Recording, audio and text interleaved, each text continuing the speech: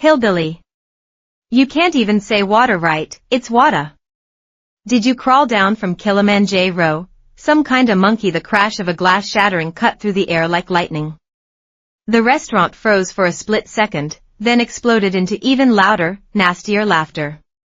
Abdul flinched, his hands trembling, the plates on his tray almost slipping.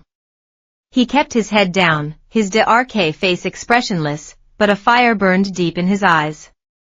The voice belonged to Amarkus, the restaurant owner's son, a student at the Nairobi International School, dripping in designer clothes, a gold watch GLA ring under the lights. Hey, wada man. Clean this mess up, then pour me another glass of wada. Amarkus deliberately dragged out the word, legs casually crossed like he was watching some street act. His friends, similarly dressed in their fancy school uniforms, sat around him, one filming on a phone, others giggling behind their hands. Abdul silently knelt, wiping up the spilled water with a rag. He didn't argue. Didn't look up. He knew his place at the Blue Elephant, this fancy restaurant, just a waiter, earning less than 10,000 shillings a month, less than the price of a single glass of wine here. Amarkus, he was the little prince. His father chaired the Nairobi Business Council, owned this place, but Abdul knew he wasn't a monkey. His name was Abdul Muhammad, 16 years old, from West Pocket, a dusty, dry stretch of land rarely visible on any map in western Kenya. His dad was a shepherd, his mom swapped baskets she wove for money. He was the oldest of 5 kids. He'd dropped out of school and come to the capital to work, just to pay for his younger siblings' education. But he hadn't quit studying. Every morning at 4 a.m., while the city slept, he huddled in a kitchen corner under a BA bulb, whispering English words from memory. He knew the bitter truth. In Africa, your accent stamps your class. City elites speak smooth English with British twists, village kids busting their backs they get mocked as bush and backway RD, accent or not. He remembered his job interview. The manager asked, "Can you speak English?" He'd answered earnestly, "Yes, sir. I can speak English." The manager frowned. "You said I can speak English." "It's English, not English." Abdul's face flushed. "Sorry, sir. I mean, English." The manager just waved a hand. "All right, fine, probation. Remember, here we say water, not wada. Since that day, wada was his weak spot. Amarkus first he rd him take an order, "1 wada, please," and burst out laughing right there. "Wow, what village you crawl out of? The zoo?" Abdul kept his head down then, just worked. Arguing made it worse, but today, Amarkus went further. He knocked his own glass over on purpose, pointing right at Abdul's face. "Deaf now? I asked for wada, not water. Can't even figure out what you're saying?" Abdul took a deep breath, his voice unnervingly calm. "Sir, we only serve water here." "Oh, talking back now?" Amarkus shot up, grabbed Abdul's tray, and slammed it to the floor. "Country boy. Know why people like you stay poor? You can't even master a simple language." Plates shattered. Soup and sauce splattered everywhere. The manager scrambled over, yelling at Abdul. "Clean this up. Want to lose your job?"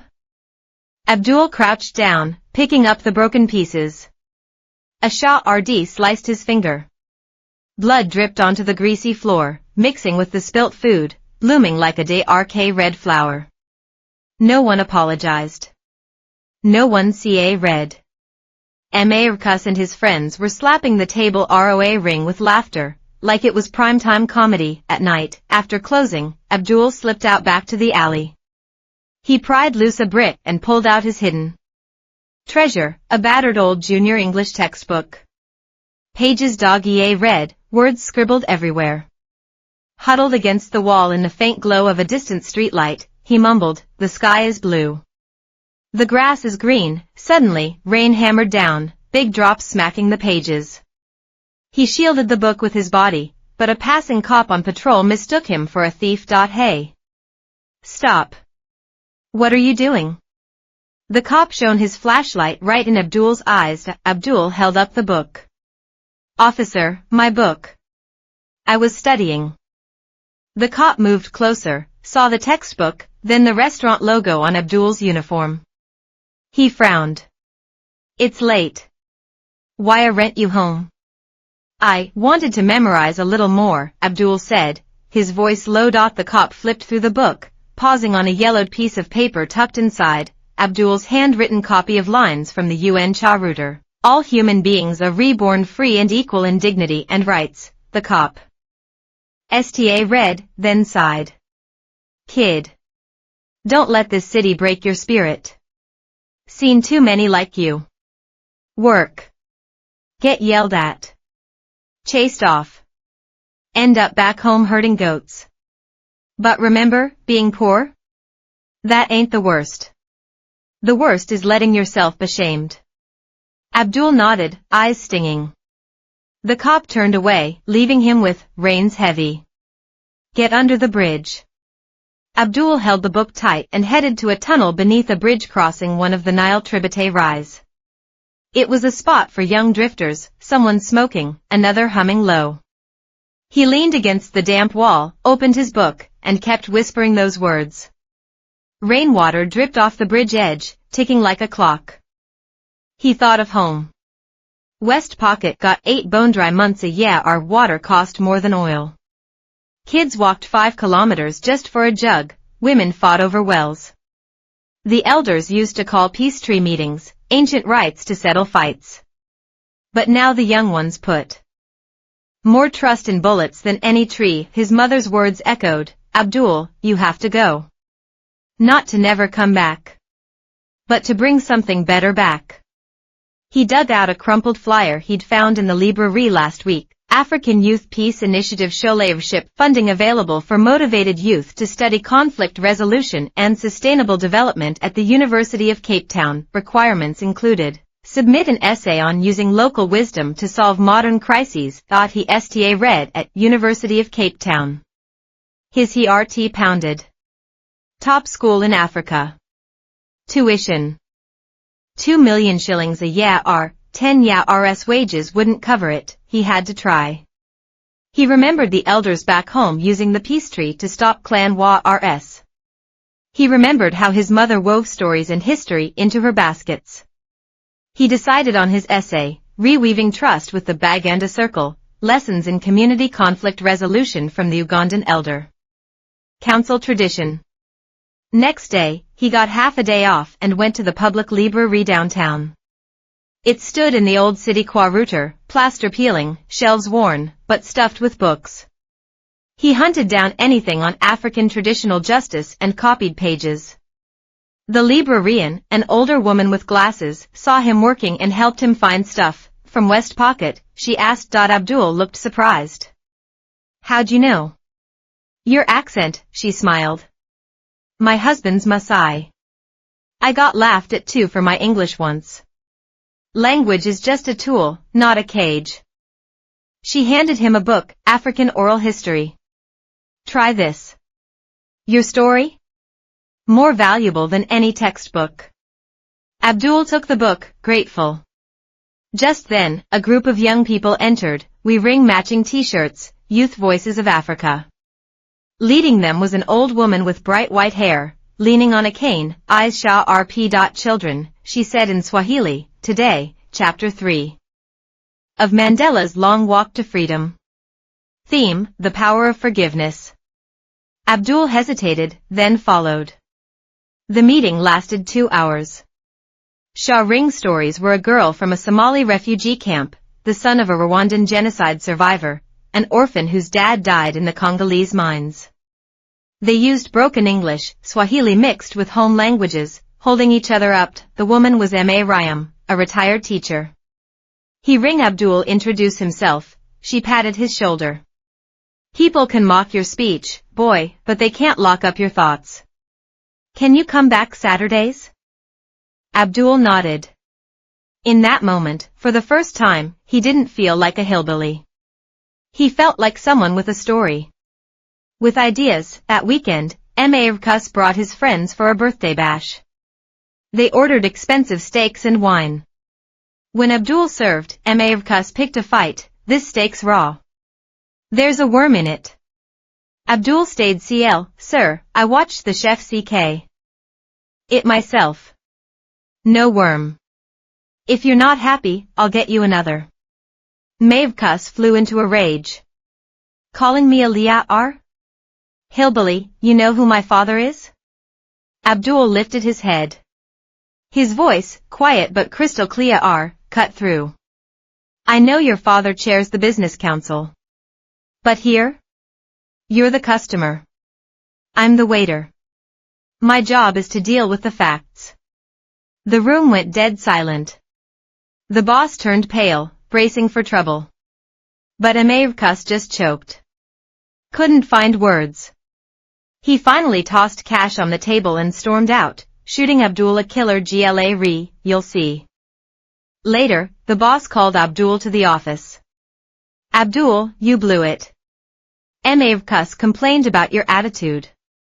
He wants you fired. Abdul didn't beg. Just asked, can I have my book back? Book? What book? My English book. Hidden behind the bricks in the alley. The boss read, then laughed coldly. Get out. Don't show your face here again. Abdul walked out into the cold night. He went back to the bridge tunnel. The brick was kicked loose. The book was gone. He crouched on the wet ground and cried. Not for the job. For that book filled with his own writing. 3 days later, at the library entrance, he bumped into Heartwarming. She handed him a package. Came anonymously. Says, for the boy from West Pocket. He opened it. His book. Rain-soaked, ink blurred, but still there. Tucked inside, a scrap of paper. Dignity doesn't come from others. You stand up on your own feet. From someone who walked this path. Abdul clutched the book and looked up. Nairobi's skies rely showed stars. But tonight, one shone especially bright. He knew. His journey had only just begun. Rain hammered down. A mudslide, like some ROA ring monster, smashed the only dirt bridge leading to West Pocket Village. Abdul was running through the mud, carrying his little sister Amina on his back. She was burning up with fever. The rain lashed his face like needles. He'd just gotten back from Nairobi, hadn't even dropped his bag, when he heard his mother's wail, Amina's so sick. The village doctor says she needs injections. But the doctor's shack was flooded. His medicine cabinet was just floating in the dirty water. The NEA Rest Hospital 40 kilometers away. The mountain roads were soup, impossible for cars as Abdul sank to his knees in the mud by the path as a battered pickup truck rumbled past. He banged his head on the ground, begging, please. Take her to the hospital. I'll work for you, pay you back. The driver just shook his head, gunning the engine. Road's gone. Gotta wait for this rain to stop. The wheels spun, spraying mud everywhere as the truck vanished into the downpour. Abdul held Amina tighter. It felt like his chest was T-ring open. Then headlights cut through the rain. An old, green Jeep pulled up. Its license plate read, Africa Hope Mission. The door swung open, and a woman in scrubs, ring goggles pushed up on her head, jumped out. Without a word, she took Amina, bundled her into the back seat. You're Abdul, she asked, already checking Amina's temperature with a practiced hand. Why yes, doctor. She looked back at him, rain dripping from her braids. We got your scholarship application. The paper was insightful. But we need to see action, not just words. Are you willing to pilot that youth mediation program here? Right in your village? You've got 3 months. Settle 3 real community disputes. Then you EARN the full sponsorship. Abdul froze.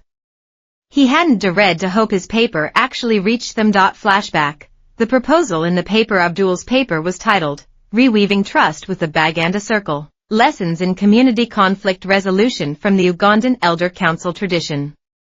He'd written, in West Pocket, we don't talk about human rights. We talk about red water. When the dry season bites, herders and farmers fight.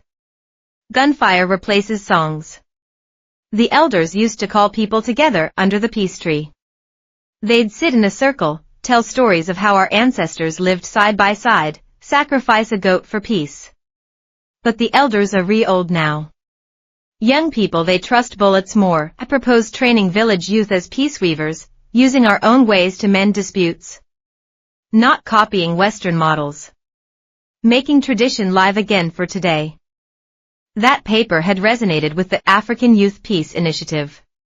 But Dr. S.A. Ra, the lead reviewer from Rwanda, insisted, theory needs soil. Peace isn't spoken, it's done.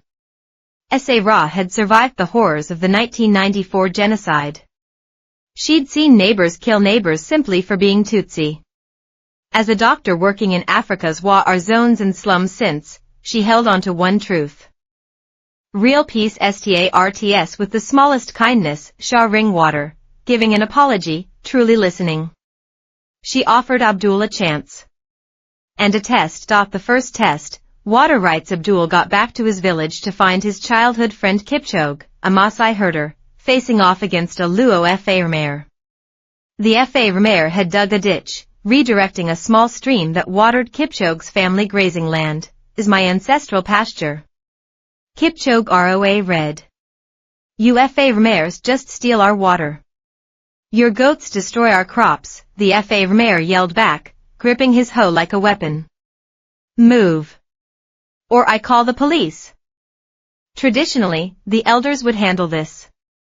A peace ceremony under the tree, sit in a circle, read grievances, listen to stories, sacrifice a goat. But the old ways felt faded. Too slow. Now, too often, arguments ended with threats and the ominous question, who has more guns? Abdul gathered some of the younger villagers. Why wait? For the elders he suggested. Let's hold the circle meeting ourselves. He switched between Swahili and Kalenjin, urging each side just to talk, just to be. He rode. Kipchoge choked up. My father lost 3 head of cattle last dry season. Our only income. Because of no water. The farmer wiped his eyes. My son needs school fees. How do I pay without planting? How do we eat? Abdul nodded. My proposal, we build a small reservoir. Catch the rain when it falls. Read the stored water fairly in the dry season. I'll dig first. Silence met him. Someone snorted. Read a few books now you're a big man, huh? Think you're an elder? Another Ned, stay out of grown folks' business. Bullets fly easy here. Abdul didn't stop. He was up before dawn, shovel on his shoulder, walking down to the muddy stream bank. Alone.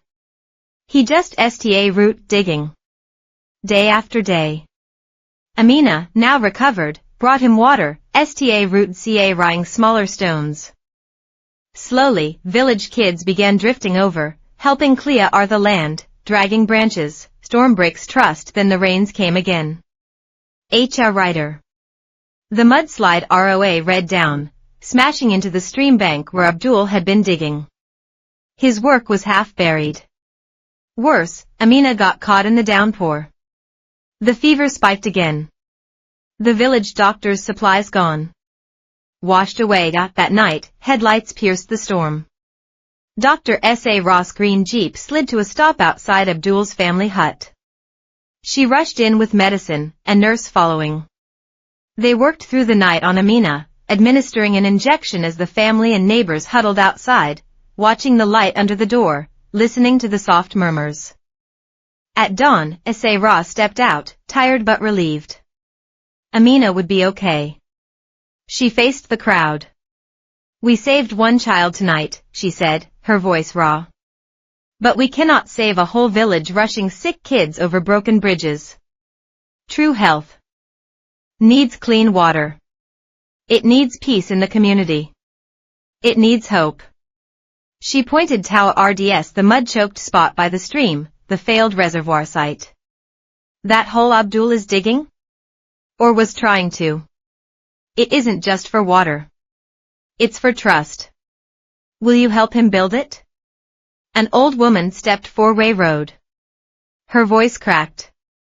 My son died, fighting over a water hole Ya's back. Today I see something different. She picked up a shovel leaning against a wall and walked towards the stream. One by one, others followed. Kipchoge. The Luo Fa Mayor. They walked side by side, not speaking of yesterday's rage. Kids sta root humming an old herding song. It drifted through the rain-washed valley. The water holds the peace. 1 month later, the reservoir was full for the first time. The whole village stood around it, young and old. Abdul stood at the edge. His voice, still carrying that quiet strength, rang out. This water, it's not just for drinking. It's proof. Proof we can work together. He dipped a gourd into the CL water. He offered it first to Kipchoge. Then to the Fa Mayor. They looked at each other. Slowly, a grin broke out on both faces. They drank. Old woman who'd spoken of liar wept silently. 30 Rs, she whispered, 30 Rs. I haven't seen people from different tribes share water like this. The shadow, Mavkus returns, but Mavkus hadn't forgotten Abdul. His father was a major donor to Africa Hope Mission. Mavkus, digging around, found out about the small pocket pilot project. He smirked. Peacemaker? That bush boy? What's he gonna do, grow roses in the bush? Huh? He sent whispers into the village, spreading like poison. Abdul was skimming the project money, using donations to build his own personal monument. The rumors found fertile soil. Doubts crept in, is he really helping us? Or is this just his ticket out? Where did that cement money go? The questions stung. Abdul felt the pressure crushing him. Nights, he lay awake. He had the ragged notebook listing every tiny expense. Shovel, 300 shillings. 2 sacks cement, 2,000 shillings. Donated bandages list, but who would believe? Finally, Dr. Sa arrived again, unannounced. She called a village meeting. She held up Abdul's battered notebook. I checked every single bean. Every bit of medicine donated. Abdul hasn't taken 1 single shilling for himself. He sleeps in the shed by the reservoir site.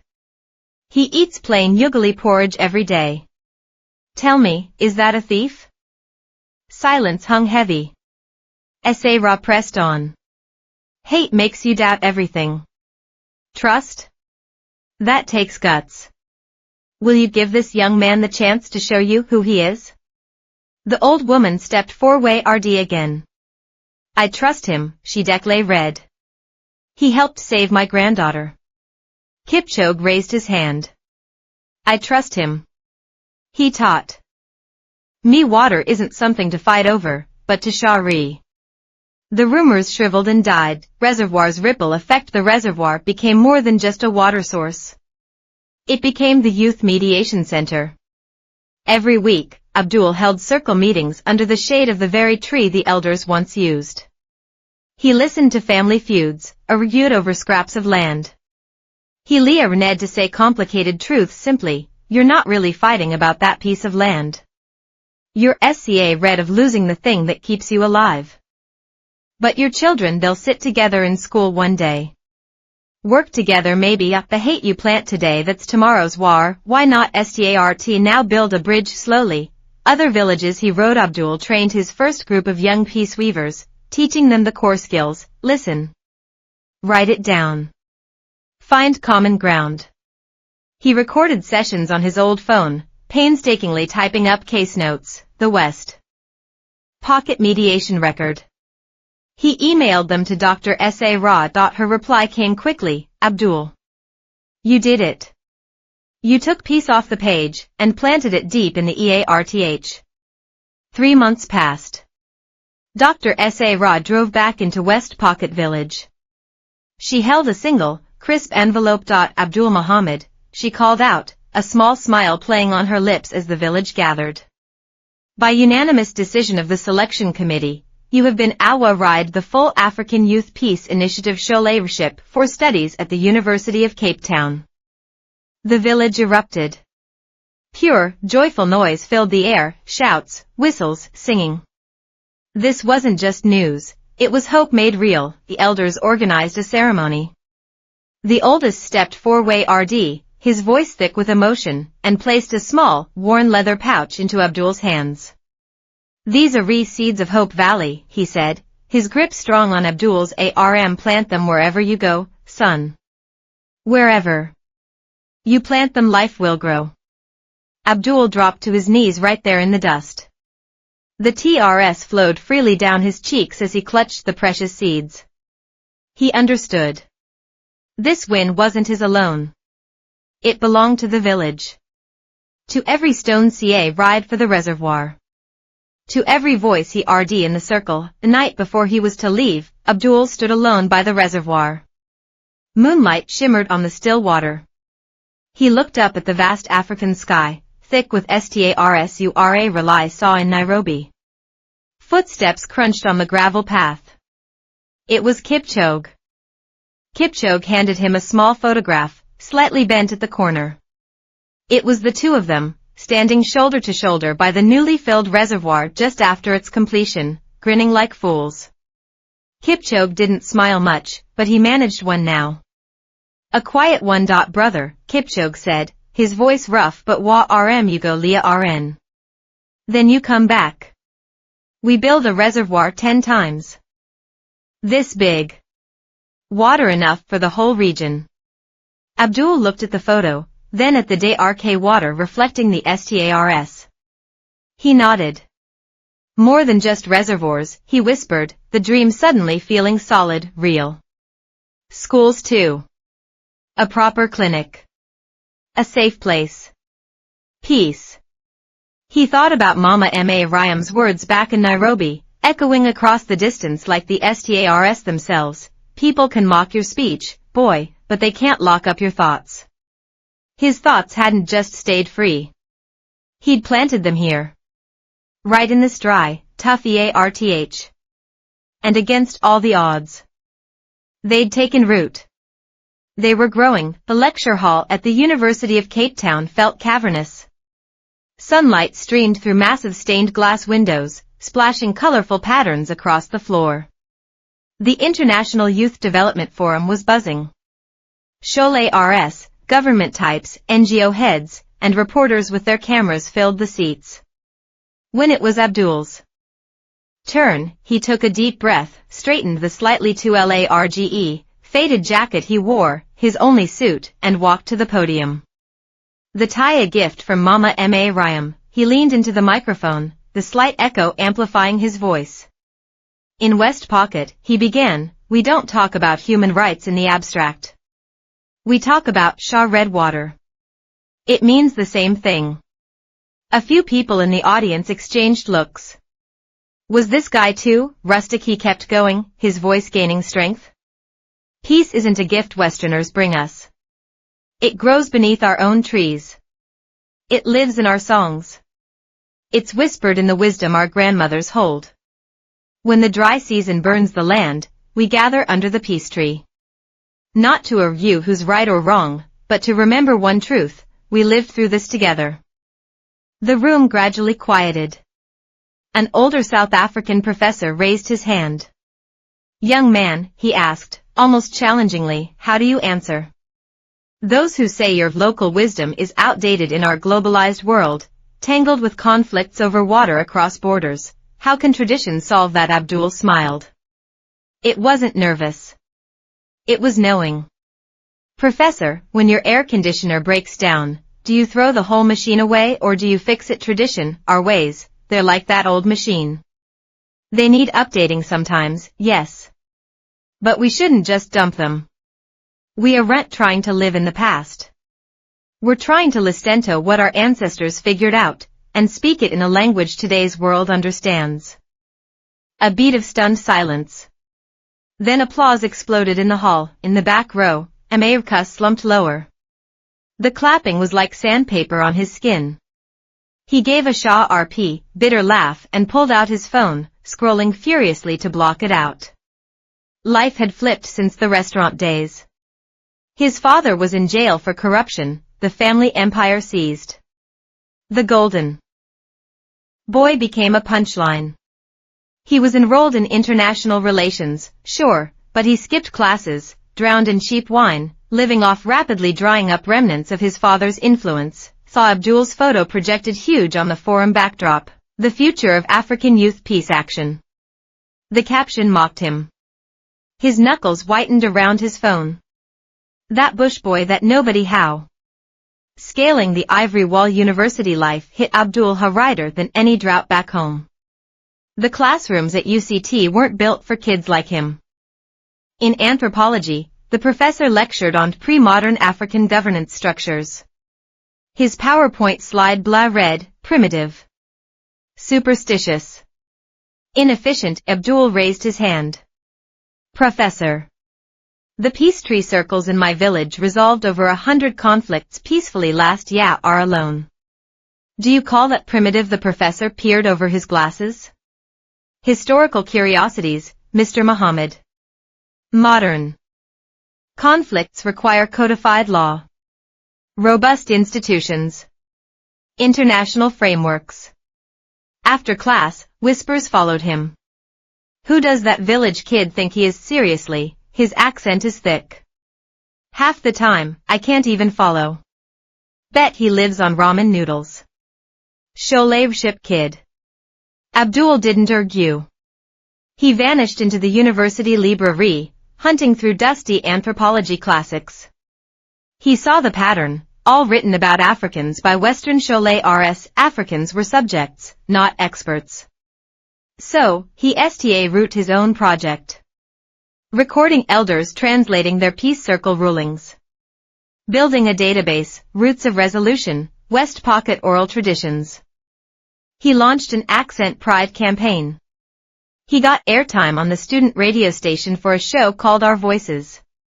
His questions hit the mic. Why shouldn't Swahili have space in these lecture halls? Why can't Zulu academic papers exist? Your accent isn't a badge of lower rank, it's your home. Your people. At first crickets. Mocking smirks. Until an email arrived, he wrote your show. Cried. Used to hate my Congolese accent. Now I know. I'm not a mistake. I'm a story. Jean-Pierre Americus, rock bottom. Americus's life spiraled further. His mother had taken his sister and fled to Dubai, leaving him alone in Cape Town. Old friends avoided him, failure was contagious. Job applications vanished into the void. The tables had turned. The guy who mocked a waiter couldn't even land a cafe gig now. One rainy night, drunk and stumbling out of a bar, police picked him up for causing a disturbance. Sitting in the cold holding cell waiting for anyone, to bail him out, he mindlessly scrolled his phone. A link popped up, Abdul's Awa RD winning paper, From Peace Trees to Reservoirs, Making African Wisdom Work Today, flagged by the UN Youth Council as policy recommendation of the year. He clicked. He root reading. His hand began to shake. A passage burned into his screen. True privilege isn't wealth or fancy schools. It's never knowing the bite of humiliation. They laughed at how I said wada. I chose to keep speaking it. To tell my story with it. Not hide it away. Memories flooded Americus. The restaurant sneers, the word bush spat like an insult. Shame, hot and deep, unlike anything he'd felt before, not for his father's crimes, but for his own poisonous arrogance, washed over him. Spa RK, the fire in Flamestown. A massive fire tore through Flamestown, a Cape Town shantytown. Hundreds were homeless overnight. Abdul quickly rallied his Youth Peace Network volunteers. They were hauling water jugs, erecting tents, calming terrified kids in the smoky chaos. Maevkas, walking by aimlessly after another aimless day, stopped. He saw Abdul crouched in the mud, refully bandaging the blistered foot of an old woman under a makeshift shelter. The gentleness. The focus. It rooted Maevkas to the spot. Abdul looked up. Their eyes locked across the wreckage. The air crackled. Maevkas spun to leave. He couldn't face it. Maevkas. Abdul's voice stopped him. Not loud. Not angry. Just clear. Maevkas froze. Didn't turn around. If you want to, Abdul called, we need hands. Doesn't matter who you were. Help matters now. Maevkas hesitated. His pride war red with the image of the old woman's foot, with the sheer need radiating from the camp. Finally, shoulders slumped not in defeat, but in something else, he walked over. He didn't know how to bandage wounds. But he ride water crates until his RMS ached. He passed out blankets, his hands clumsy but determined. A small girl tugged his stained t-shirt. Uncle Mummy, gone. Maevkas, he suddenly in his throat, took her small, sooty hand. He urged the smoky ruins with her. They found her mother unconscious beneath a fallen beam. Maevkas lifted the woman, lighter than he expected, and ride her Tawa RDS the medical tent. Halfway there, the woman stirred. With trembling hands, she pulled a scorched photo album from inside her shirt, clutching it like life itself. Papa, only pictures. She rasped. Maevkas refully took the album. He opened it, faces looked back, faded photos of a family clinging to hope. I'll keep it safe, he whispered, the words thick. For you. In that moment, holding that fragile record of a life almost erased, Maevkas understood something new. Being needed felt infinitely better than being envied. Planting peace, one seed at a time. In the following days, Maevkas stuck around. He didn't pretend he knew Abdul's circle talks. But his old world skills were useful.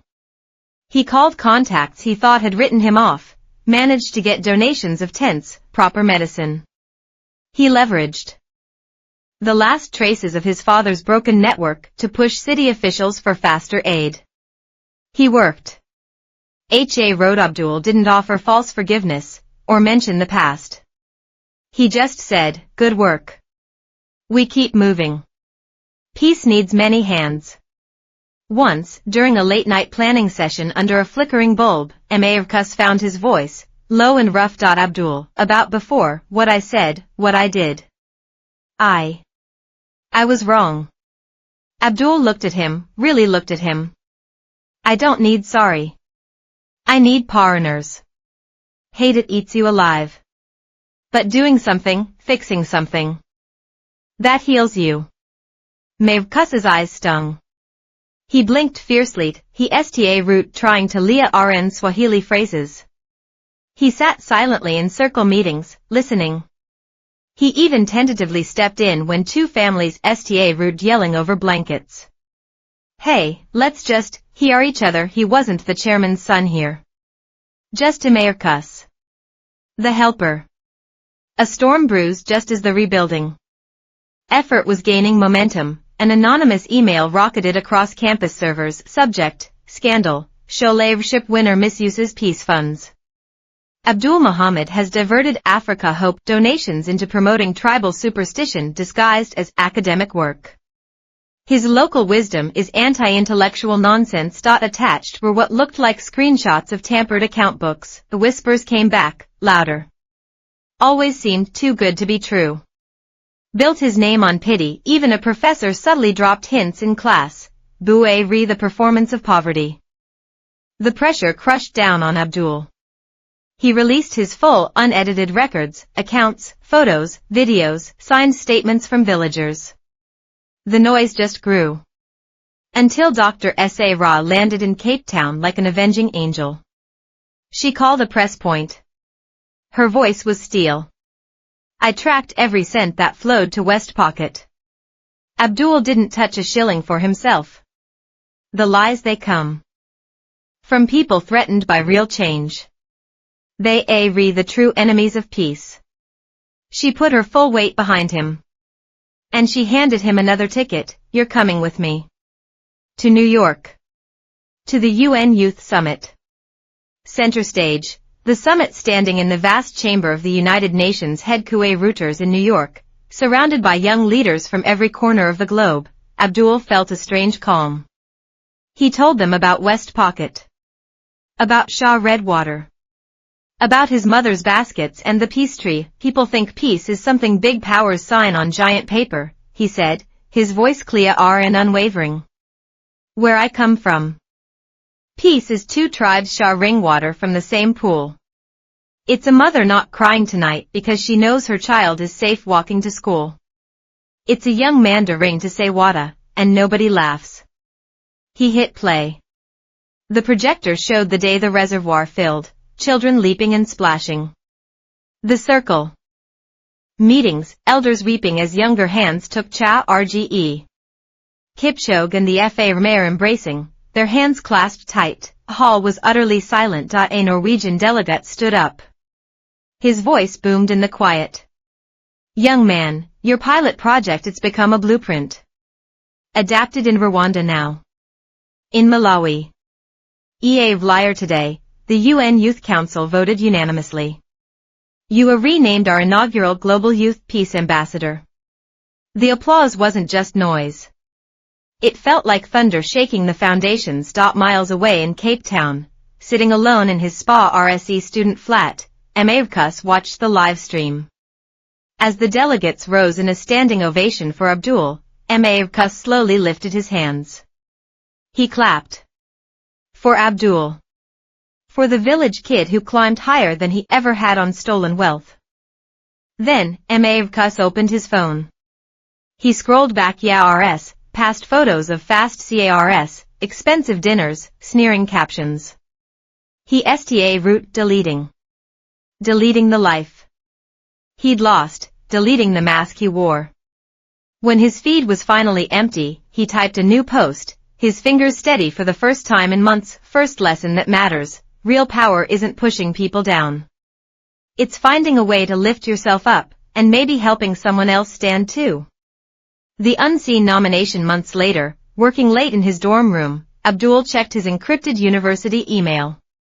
A single, brief message read from Secretariat, Nobel Peace Prize Nomination Committee. Subject: Nomination confirmation, strictly confidential. Our Mr. Muhammad, we formally advise that your work has been placed in nomination for the current YARS Nobel Peace Prize. The final decision will be announced publicly during your upcoming graduation ceremony period. Please acknowledge receipt.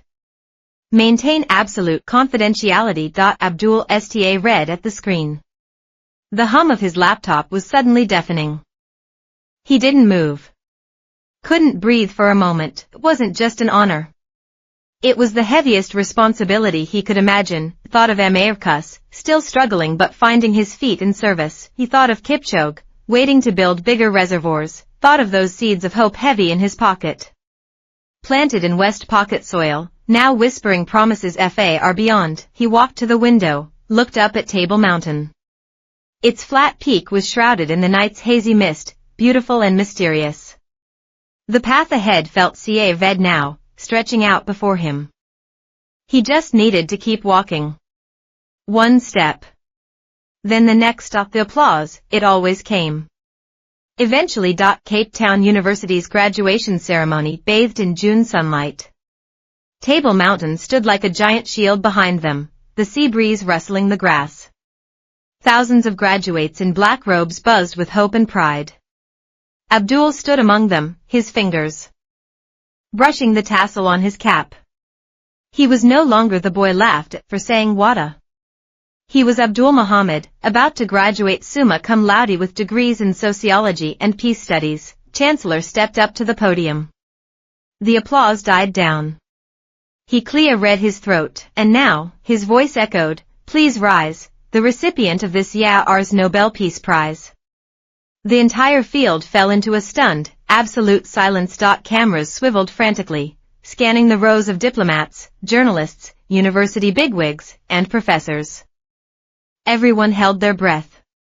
Who would it be? Some seasoned peacemaker from Europe, the Middle East, America, and then a lone figure slowly rose, dressed in the same faded gown as everyone else. A young black man, his face a familiar shade of deep brown, his eyes calm as a deep lake. It was Abdul Muhammad. The applause wasn't just loud, it was a tsunami. It erupted. People leapt to their feet, cheering, weeping, shouting his name. Camera flashes exploded like a sudden burst of stars, bathing him in light. A corner, America stood too. No smirk, no sarcasm. Just quiet, unwavering respect. He murmured, almost to himself, "You won. Not by fighting back, but by shining." The voice from Oslo, the Nobel Committee's statement, crackled over the speakers. "We honor Abdul Muhammad for proving that peace is not merely signed on tables by great powers. It is built in the reservoirs of villages. It is not found only in the speeches of elites, but in the actions of youth." He amplified voices that the world had forgotten, turning them into a force for transformation. Using the wisdom of his elders, he rebuilt trust where there was only hatred. Where Africa's land is driest, he cultivated an oasis of peace. Abdul walked towards the stage, steady and calm. He hadn't read a speech. Instead, he pulled a fragile, yellowed piece of paper from his pocket, the handwritten lines from the UN Charter copied under that Nairobi bridge so long ago, stepped to the microphone. His voice was quiet but cut through the air like a blade. 3 years ago, he began, people laughed at my accent. They called me Bush Boy.